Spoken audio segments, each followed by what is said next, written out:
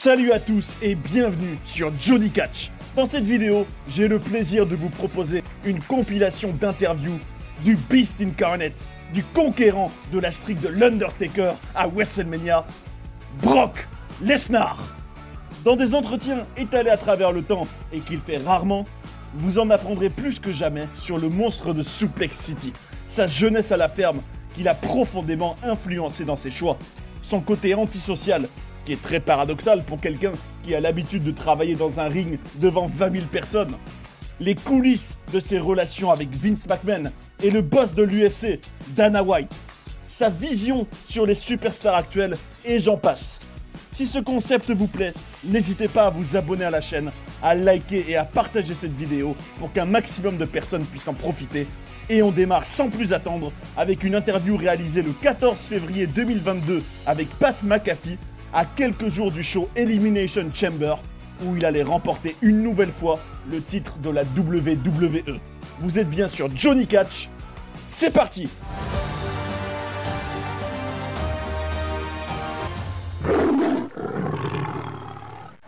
On se retrouve avec le mâle alpha de notre espèce, l'ancien champion UFC, une légende de la WWE, messieurs dames, Brock Lesnar. Merci à vous.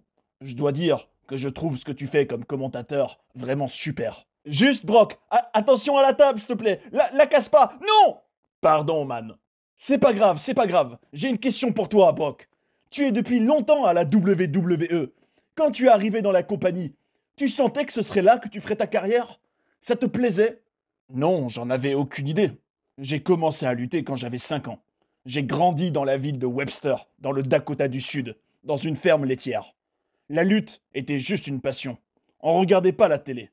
On travaillait et on essayait juste de gagner notre vie. Je n'ai jamais regardé de catch avant d'aller à la fac. Monday Night Raw passait à la télé dans le dortoir. C'était l'époque de la guerre contre la WCW le lundi soir. J'ai un peu regardé. Ensuite, j'ai été recruté par l'université du Minnesota. Je luttais là-bas et j'ai assez vite reçu des appels de la WWE. Je me suis dit que ça pourrait être cool. Comme je te disais une fois, Brock, si la Terre était envahie par des aliens et qu'on devait envoyer notre meilleur combattant pour affronter le leur, j'enverrais Brock Lesnar direct. Il y a d'autres gars intimidants sur Terre. Je suis un homme humble. En toute humilité, je fais partie de ces 1% d'hommes. Mais je vois pas les choses comme ça. Je crois juste au travail. Quand t'es allé à l'UFC, tu te disais quoi quand t'entendais que t'étais un catcheur, pas un vrai combattant, etc. Man, je me battais déjà quand j'étais gamin. Les habitants de mon village à l'époque te confirmeront que les Lesnar sont des combattants. J'ai grandi avec 2 grands frères qui avaient 6 ans de plus que moi, qui sortaient de garde à vue le lundi matin avant d'aller à l'école parce qu'ils s'étaient bagarrés dans la rue. Quand je sortais, c'était pour me battre. Boire un verre ou parler à des filles, ça passait après. Ma mère m'a dit que je devrais en faire ma vie, gagner de l'argent en me battant, parce que je faisais vivre un enfer à mes parents. Avec mes frères, on se battait tout le temps. C'était tout le temps la 3e guerre mondiale à la maison. Et quand tu es allé à l'UFC, en venant de la WWE, t'avais pas peur? Tu étais confortable dans la cage? Totalement. J'ai pris ça au sérieux. J'ai recruté les meilleurs dans tous les domaines pour me coacher. Mon premier combat contre Frank Mir à l'UFC m'a appris encore plus l'humilité. En amont, je m'étais tellement préparé à défendre la clé de genou, sûrement 1 million de fois. Et pourtant, c'est comme ça que j'ai perdu ce combat. J'étais tellement en colère contre moi-même. J'ai demandé à Dana White, le boss de l'UFC, de me donner une autre chance. Et après, ça allait bien mieux. Dans mon 3e combat, j'ai battu Randy Couture. Et je suis devenu champion du monde. T'es un monstre, Brock. Et dis-moi, j'aimerais te demander, c'est quoi ta relation avec Dana White? C'est comment de bosser avec lui? Vous êtes proches? Ouais, il est cool, Dana. Il m'a fait gagner beaucoup d'argent. Ils sont pareils, selon toi, Dana White et Vince McMahon? Je sais pas. Ma relation avec Vince est tellement différente de celle que j'ai avec Dana. Vince et moi, on a eu une relation amour-haine depuis 20 ans. Mais elle est bien. De l'eau a coulé sous les ponts. Je le respecte tous les deux beaucoup. J'ai rencontré Vince quand j'étais plus jeune. Je le vois plus comme une figure paternelle. Il m'a appris beaucoup de choses. Ils sont tous les deux des grands businessmen. C'est incroyable de voir tout ce que tu as accompli en connaissant d'où tu viens, où tu habites. J'ai vu que ta maison est vraiment au milieu de nulle part et qu'il n'y a personne aux alentours sur plusieurs kilomètres. Comment tu vis au quotidien?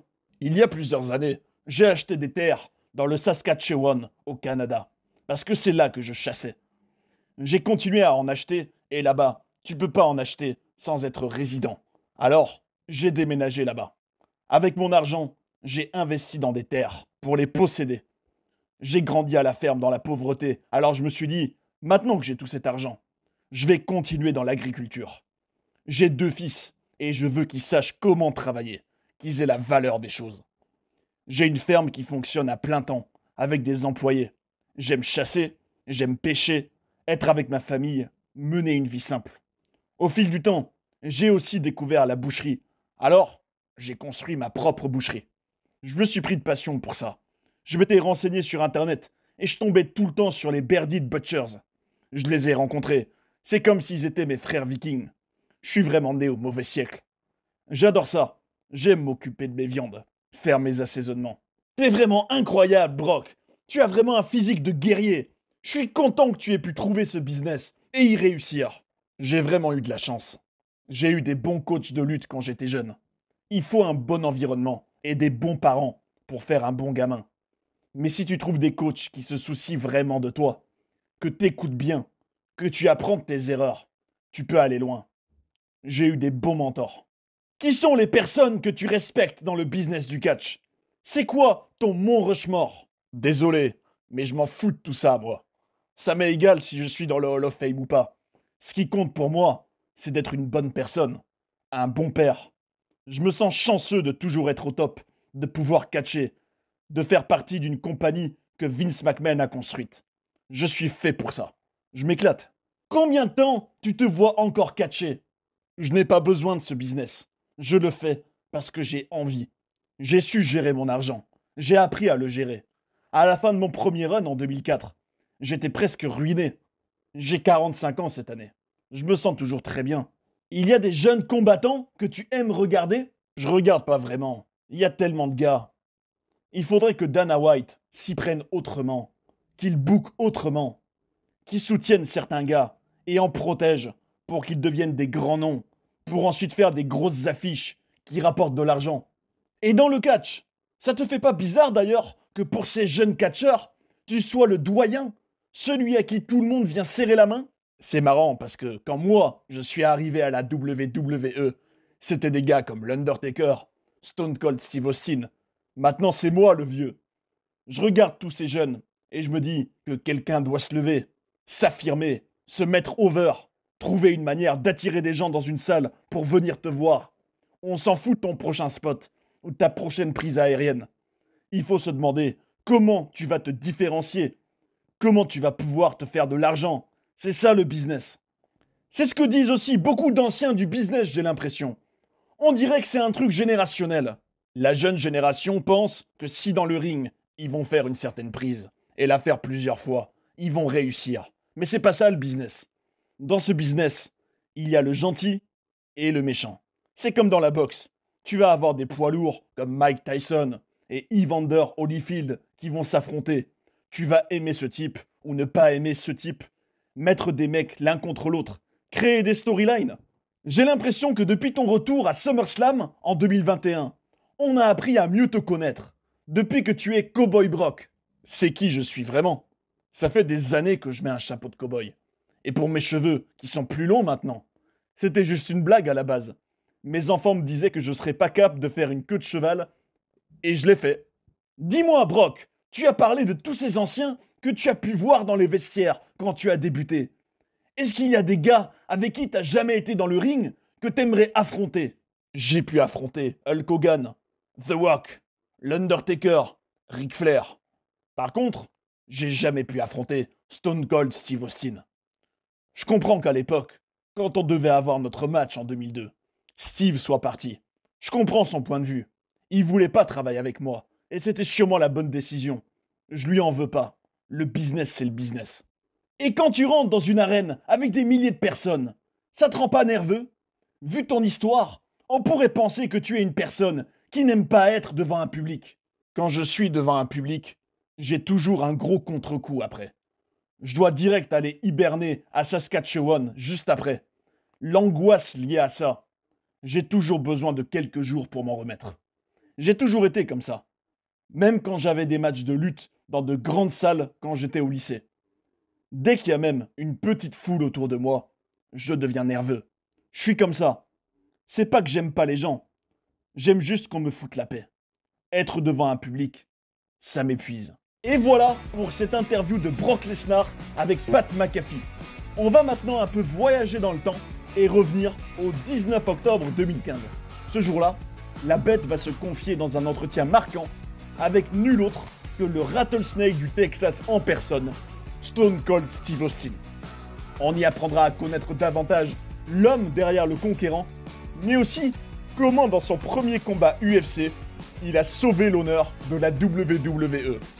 Brock Lesnar avec Stone Cold Steve Austin, 19 octobre 2015. C'est parti!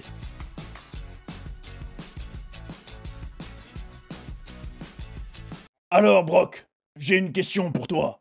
J'ai entendu dire que tu aimes chasser. Quand est-ce que toi et moi, on va aller chasser ensemble? On va regarder nos plannings et on va organiser ça. J'ai envie de te poser des questions pour que les spectateurs apprennent à mieux te connaître. Je sais que comme moi, tu aimes chasser, pêcher, que tu as un gros pick-up. C'est quoi ton plat préféré? Un bon steak. J'aime le faire griller moi-même, me caler chez moi dehors, sur mes terres, avec une bière ou un whisky bien frais. Et ta musique préférée, c'est quoi? Je suis un fan hardcore de country. Mes préférés, c'est David Allan Coe, Johnny Cash. J'aime aussi Metallica, AC/DC, Motley Crue. J'ai grandi avec tout ça. J'étais le plus jeune de 3 garçons à la maison, et avec aussi une sœur plus jeune. Mes 2 grands frères ont grandi dans les années 80, et avaient des cheveux longs, des dégaines de rocker, des vestes en cuir. J'ai grandi avec toute cette musique, fait mes séances de sport avec. Et qu'est-ce que tu penses de cette perception que les gens ont de toi, à cause de ton personnage à l'écran? Je suis le même à l'écran que dans la vraie vie. J'aime pas les gens. Je suis désolé, c'est la vérité. Je suis comme ça. Qu'est-ce que tu entends par là? J'aime pas avoir des gens autour de moi. Et c'est assez ironique, parce que je peux aller dans une arène avec 20 000 personnes et être à l'aise avec ça. Mais c'est seulement parce que j'ai l'impression d'avoir une sorte de dôme autour de moi quand j'y vais. Que je suis comme protégé. Mais en public, je suis comme ça. Tu te considères antisocial? Ou c'est une phobie? Non, c'est pas une phobie. Je me mélange pas bien aux autres. C'est pour ça que je vis au milieu de nulle part. Et que j'ai une barrière de 3 mètres de haut autour de ma propriété. C'est comme ça que je suis. Mec, je dois te parler de ton main event à WrestleMania 19 avec Kurt Angle. Tu as fait ce shooting star press de la 3e corde et tu as atterri sur ta tête. Tu es un mec badass, mais ce jour-là, t'as vraiment eu de la chance de pas mourir. Ce jour-là, c'était un moment de ma carrière où j'ai eu une prise de conscience. On m'a convaincu de le faire. J'étais pas confortable avec l'idée à la base. J'avais déjà fait le shooting star press, mais j'étais jeune et stupide à l'époque. J'aurais pas dû le faire. La personne qui m'a conseillé de le faire me disait que ce serait un WrestleMania moment qui marquerait l'histoire. J'étais en colère contre toi ce jour-là. Tu avais pas besoin de faire ça. Je me faisais du souci. Mais je veux aussi te reparler du WrestleMania suivant, le 20, où tu as un match avec Goldberg. Quand tu me parles de chiffres, le 19, le 20, etc., ça me dit rien. Je regarde tout ça purement comme un business. Il y a des gars qui peuvent te reparler de matchs qu'ils ont eus, etc. Mais moi non. Ce match-là était bizarre, parce que Goldberg et toi, vous étiez sur le point de quitter la compagnie. Aucun de nous avait envie d'être là ce jour-là. Mais pourquoi? C'est WrestleMania 20. Mais parce que je m'en foutais. C'était quand même une des affiches du show. En plus, j'étais l'arbitre. Mais toi, tu allais partir. Pourquoi?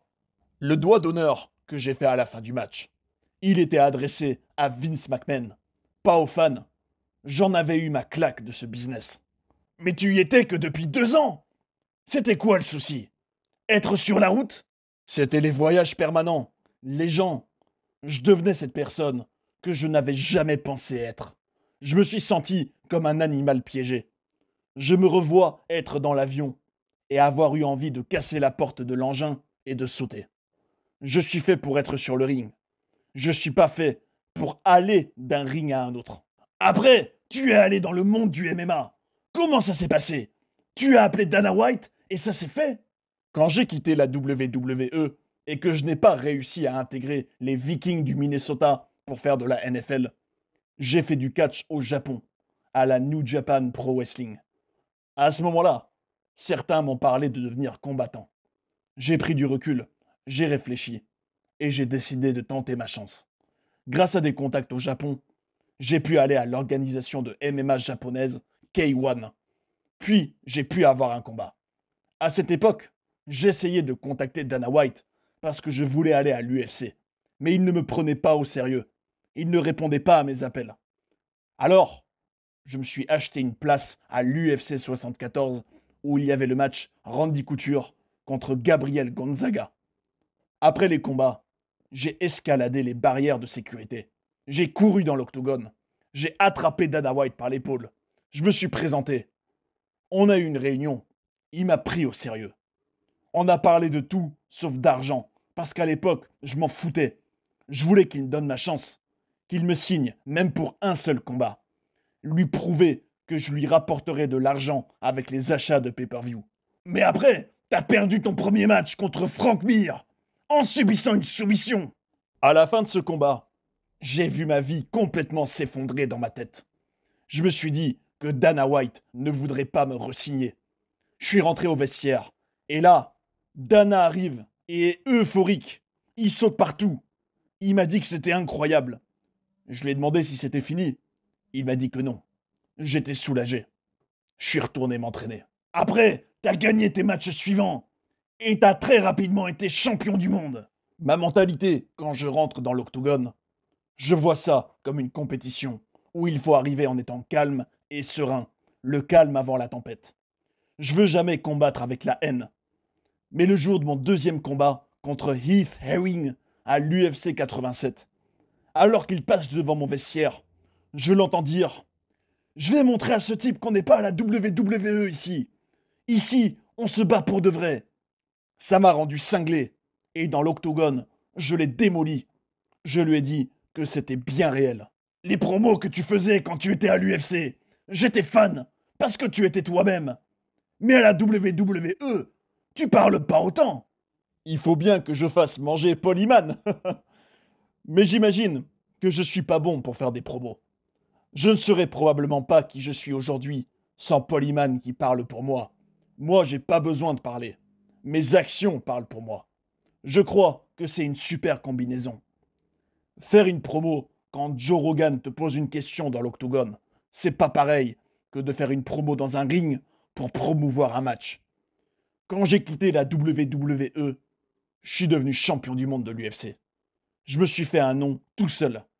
En revenant, j'ai apporté de la légitimité en ayant cloué le bec des gars qui disaient que la WWE, c'est fake. Quel conseil le Brock Lesnar de 2015 donnerait-il au Brock Lesnar de 2002 quand tu as commencé à la WWE? Je lui dirais d'être sûr que c'est bien ce qu'il veut faire. Les jeunes d'aujourd'hui attendent qu'on leur donne tout sur un plateau. Je pense que cette génération veut pas travailler dur pour quelque chose. Si tu veux pas travailler dur dans ta vie, tu auras absolument rien. Parle-moi de ta période à l'Ohio Valley Wrestling. Avec toi, tu avais John Cena, Randy Orton, Batista. Comment tu voyais les choses à cette époque? Quand je suis arrivé à Louisville, dans le Kentucky, il y avait quelqu'un que je connaissais là-bas, Shelton Benjamin, qui était mon colocataire à l'université. J'ai emménagé avec lui. On est allé au centre d'entraînement et on était vraiment sous le choc des infrastructures là-bas. C'était barbare, mais pas forcément sous le choc, dans un mauvais sens. Ça m'a rappelé d'où je venais. Grandir dans le Dakota du Sud, c'était aussi assez barbare. Aussi bien ma vie que l'endroit où je faisais de la lutte là-bas. J'étais fan du centre d'entraînement de l'OVW. Mais un truc très important à savoir sur cette époque. Avant d'emménager là-bas, je devais finir un camp d'entraînement de lutte d'abord. J'avais des engagements. Je disais à la WWE que j'étais annoncé à des shows. Ça leur a montré, je pense, que quand je suis booké quelque part, je le fais. Je respecte mon engagement. Ils ont vu que je suis pas venu tout de suite quand ils me l'ont demandé. Je suis un homme qui tient sa parole. J'étais un gars du Minnesota. J'étais un champion national. J'étais le héros local de Minneapolis. Toutes les pièces du puzzle se sont bien emboîtées pour toi. Mais quand tu as été appelé pour débuter dans le main roster, je me rappelle que moi-même, j'étais sur la fin, même si j'étais encore au top. Quand je t'ai vu pour la première fois, je me suis dit, ce gamin a un sacré look. Il va devenir une star. Quand tu es arrivé, je me souviens que Kurt Hennig, l'ancienne superstar Mr. Perfect, est tout de suite devenu fan de toi. Tout comme Raymond Tremor, l'ancien Big Boss Man de l'Attitude Era.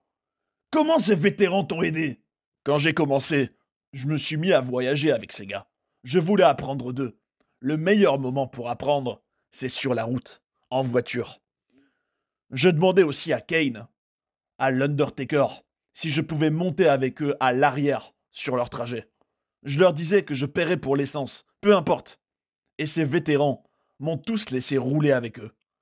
Ils m'ont apporté de la psychologie dans ce business du catch. Ils m'ont appris à construire un match.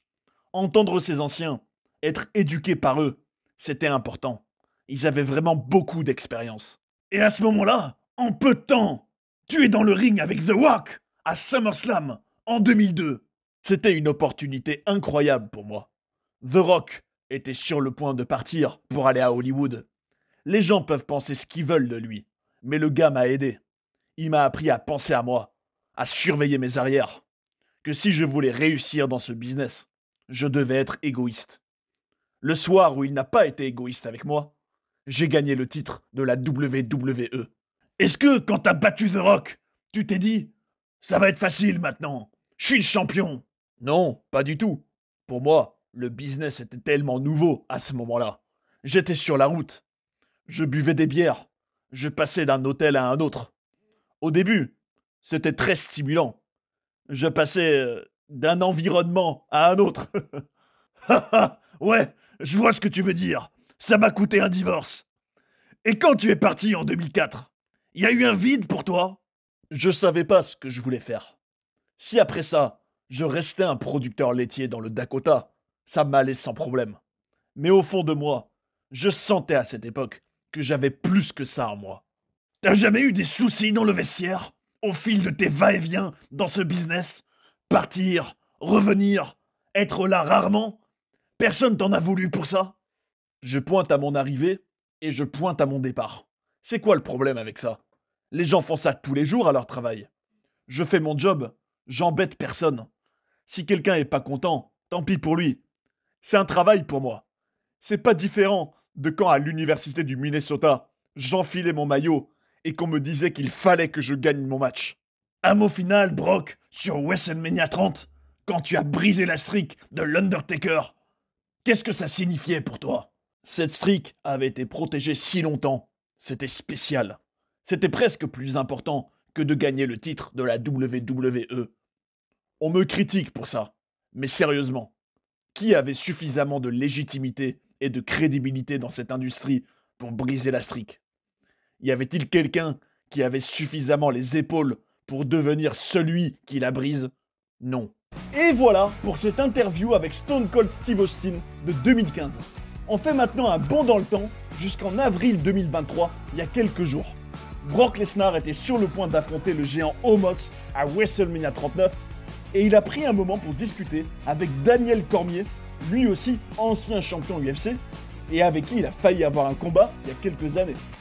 Dans cette interview, on va retrouver un Brock posé, qui prend du recul sur sa longue carrière, nous parle de son retour inattendu à SummerSlam 2021, un entretien plus rétrospectif et intéressant, qui sonne en quelque sorte comme un bilan de ces 30 dernières années pour lui et comment il voit la suite. Brock Lesnar avec Daniel Cormier, 1er avril 2023, c'est parti.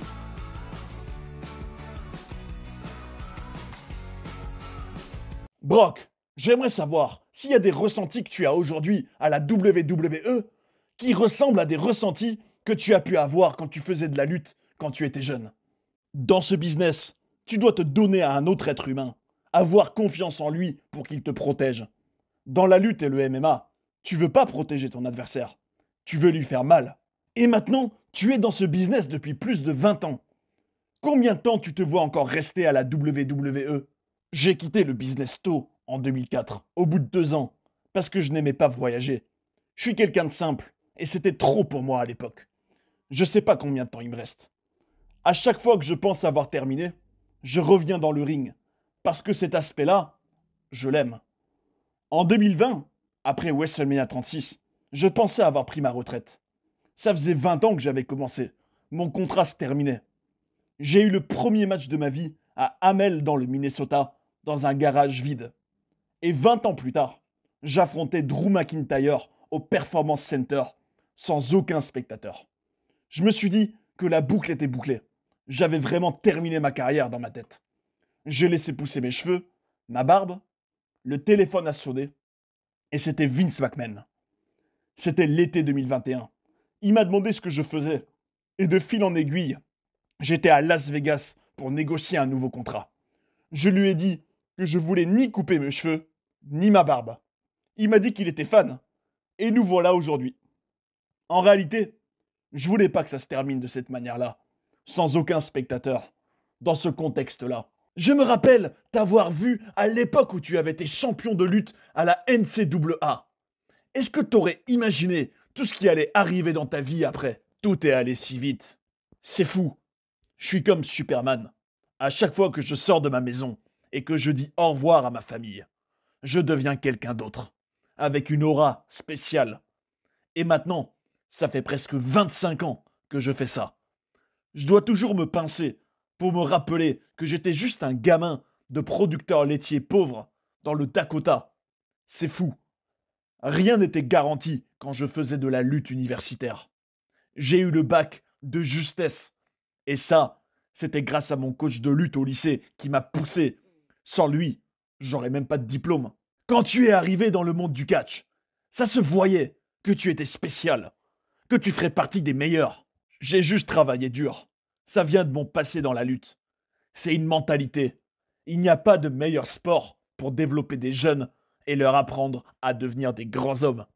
Je parle toujours à mon coach de lutte au lycée. Et maintenant, dans ma vie, mes propres enfants ne font pas de la lutte. J'ai essayé de leur faire découvrir, mais ils n'ont pas aimé. Ils préfèrent le hockey sur glace. Pour moi, c'est super, parce que je pense pas que j'aurais pu passer 20 années de plus dans un gymnase de lutte. Maintenant, je vais à la patinoire avec eux, et c'est super. Dernière question pour toi, Brock. De quel accomplissement tu es le plus fier dans ta vie? Les titres qui ont une place vraiment spéciale dans mon cœur, c'est mes titres dans le championnat de lutte quand j'étais jeune, la NCAA.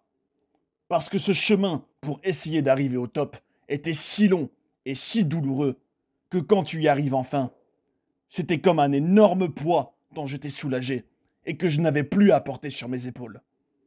Quand je me suis réveillé le lendemain, je me suis dit « Et maintenant, je fais quoi ?» Alors, j'ai eu envie de conquérir autre chose. Les gens ne comprennent pas forcément. Quand on est dans l'élite dans un domaine, que ce soit la peinture ou l'équitation, peu importe, tu dois vivre pour ça et aimer ça. Et j'ai aimé ce que je fais chaque jour dans ces 30 dernières années. Et voilà pour cette compilation d'interviews du seul et unique Brock Lesnar au fil des années.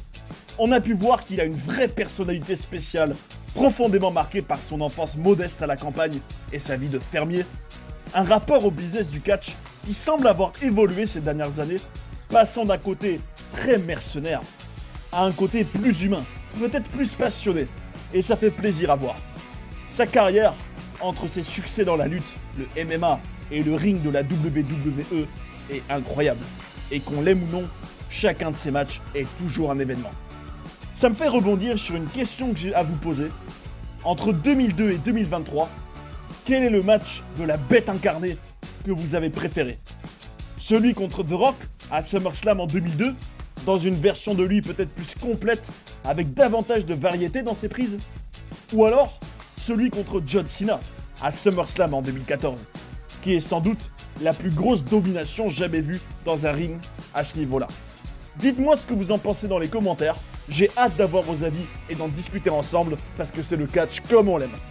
Si cette vidéo vous a plu, n'hésitez pas à vous abonner, à la liker, à la partager pour qu'un maximum de personnes puissent en profiter. Prenez soin des vôtres et à bientôt sur Johnny Catch.